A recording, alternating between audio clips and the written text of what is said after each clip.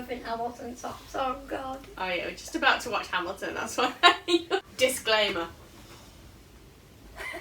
What's the disclaimer? We're in this room because 2 households are now allowed inside. We are socially distanced, and because we have common sense. I've not just been to hospital this morning, but that's irrelevant. This video, we're just going to have a chat and talk about my diagnosis so far, some of the treatment I've had and the side effects that it's given me. So basically, after my results call for my operation, I got sent this letter, and it's got my diagnosis from the first time, my first head and neck and my second head and neck. But what's interesting, it's got all my treatments written on it and the dosages of everything. Previous diagnosis, pelvic, I can't even say the word. I can hear them saying it, but I can't say it. Basically, I had rhabdomyosarcoma in my bladder. So I had 3 operations for that, and then chemo, which there's 1, 2, 3, 4 different types of chemo the first time. I think that's the most interesting bit. Mhm. There's different types of chemo. Yeah, because like when you say you're getting treated, you just think, oh, you're getting treated with chemo, you're getting radio. Yeah. But actually, there's different types of chemo. But there's different types of fluid. There's also chemo pills. Depending on how they want to treat the tumour or cancer, that is how they pick what chemo they want to give. Because some are different strengths. Because you would think, if someone said chemo, you just think chemotherapy. You don't think, you just see it as one thing. I would have never thought that there was like loads of different types of chemotherapy. The second load of chemo I had another 3 types in that round, and vincristine was one of them. The vincristine is a type of chemo, and that's actually come from a plant. But because I remember my mum saying she was walking around one of the botanical gardens or something, and she saw the plant, and she was like, oh, Kim was treated by that kind of plant. I was like, I did not realise that. Yeah. But a few of these, I don't know which ones, but a few of them they don't actually use anymore because they're too harsh to use, so they can give too many bad long-term side effects, like probably why I might have a couple of mine, because they would use different treatment now compared to what I was given. For my first treatment, I was given radiotherapy in 7 fractions, and that was phase 1 to the whole abdomen. If it says fractions, that's sessions of radiotherapy. So 7 sessions of radiotherapy? Yeah, because when I had my tongue cancer, I had 33 fractions.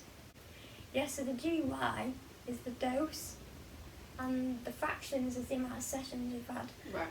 I had a 10.9 GY in 7 fractions, and then that was phase 1. And then in phase 2, I had 14 GY in 9 fractions to the whole abdomen, but it shielded the liver and the kidney, so that was to try and protect the liver and the kidney from getting damaged, but the kidney did get damaged, so that's why I've got kidney failure.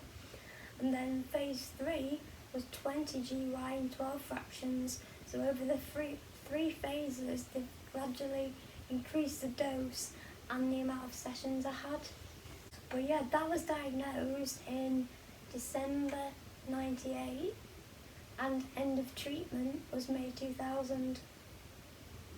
So that was 2 years later. That treatment was what has caused lumbar's heart failure, kidney failure, and ovarian failure.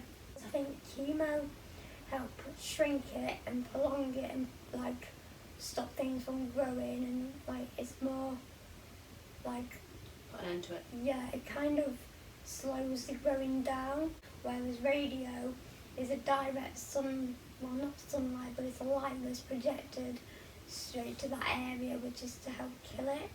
Right. And help shrink it as well. So the chemo is what slows it down, and the radio is what goes boom. Yeah, because there's different purposes for it. Because your operation is the main one, they'll try and get out as much as they can. Yeah. Like for my first tongue cancer, they took it all out, but because it was so far down the line, they needed to do radio on top of that to make sure that any cells left in there and everything was killed off completely. Yeah, I've no memories of it. All I know is that the damage is given to me now. Yeah, and like obviously growing up, I'd just go just regular clinics, so I didn't know any different apart from that I was a bit ill and that I needed checkups and stuff. Well, that's all I kind of knew. That's all you knew, yeah. Yeah, I think that's good, to be fair.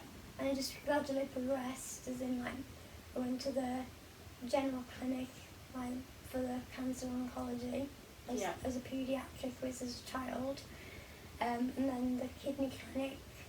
I think that's all I went to, but they were quite frequent. It's more as I've got older in my early teenage years. You've got different places to go. Yeah, because obviously when you have puberty as well, and that's why, because of the ovarian failure, they obviously couldn't go through puberty properly, so they had to like branch me off into another clinic to give me a different estrogen. It's like a synthetic way of helping your body produce what it needs to, and the hormones, because my body can't do that. I can't have kids, because if I did have kids, I'd probably have a miscarriage. Like, that's why you have a cancer that produces a long-term effect, and then from that you have to monitor it. Yeah. That causes other things, so it's like... It's a never-ending cycle. Yeah.